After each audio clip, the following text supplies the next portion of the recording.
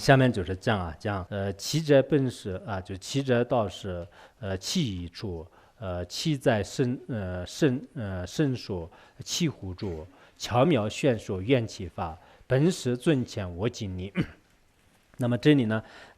是这样的，就是说，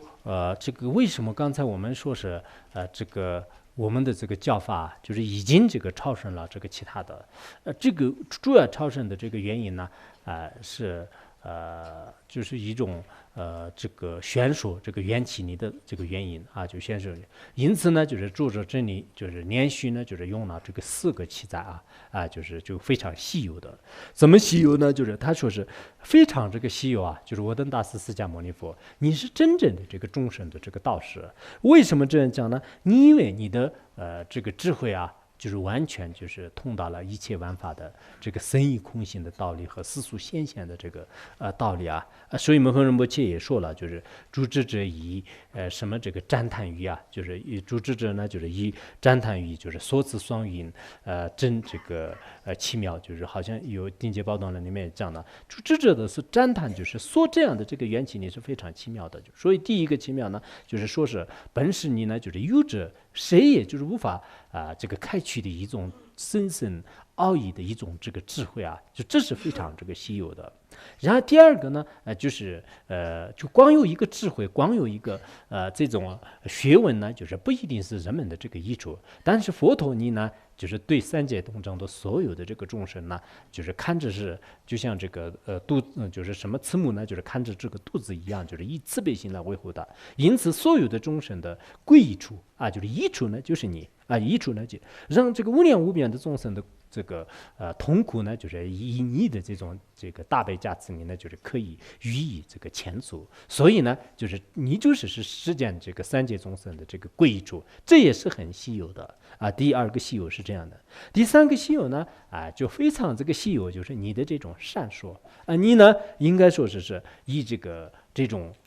这个。缘起力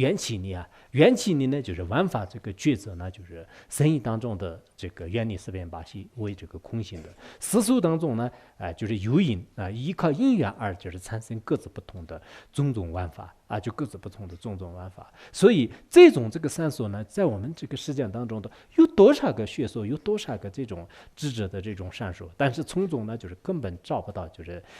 与你这样的这个玩法的这个根本呢，就是说出来的，就是因为就找不到这样的，所以呢，就是你的善说是极其这个稀有的。然后第四个呢。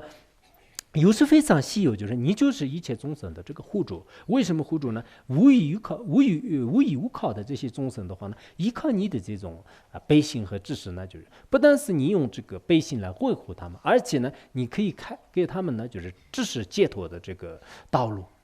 有些人呢，虽然是他是皈依处，虽然他懂得一切，虽然呢他说了很多的这种真理，但是呢，他如果没有给众生呢以慈悲心呢就是开导的话呢，众生呢就是也是非常的这个盲目，他不会呢就是自己找到就是真正的这个远离痛苦的解脱之路他自己找不到。但是你呢，在这个八万四千法门当中，对每个众生呢就是不同的这种法门呢，就是已经这个宣说了所以说呢，就是你真是这个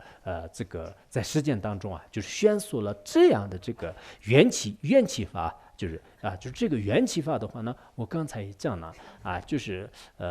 在实践当中所有的真理里面呢，就是它是这个真理之王什么有所诸法因缘生，非诸分别能观察就是有诸法因缘生，非诸分别能观察是故以此缘起力就是故以此缘起力能破一切恶见妄就是是故以此缘起力能破一切恶见妄因为佛陀呢就是已经说了，就是依靠因缘而产生的话呢，这并不是以分别念来这个决定和观察的，而是呢就是它有一个深深的这个道理就完全是依靠这个佛的这个智慧呢，就是才可以抉择的。因此说呢，就是这种缘起力就是远远的超过就是其他的人和像我们所谓的金刚协议利益多义等等，就是这些。那么以这个缘起力呢，就是可以啊，实践当中的所有的这个迷茫的这个失者望啊，就是全部都予以这个就是斩断啊，就是予以的这个斩断。所以说呢，就是你因为呢，就是选锁了这样的这个缘起念，因此你是真的是名副其实的这个本师大师真等觉。在你这样的这个佛陀面前的话呢，我们就是很荣幸的、很开心的呢，就是进行这个定念啊。现在实践人呢。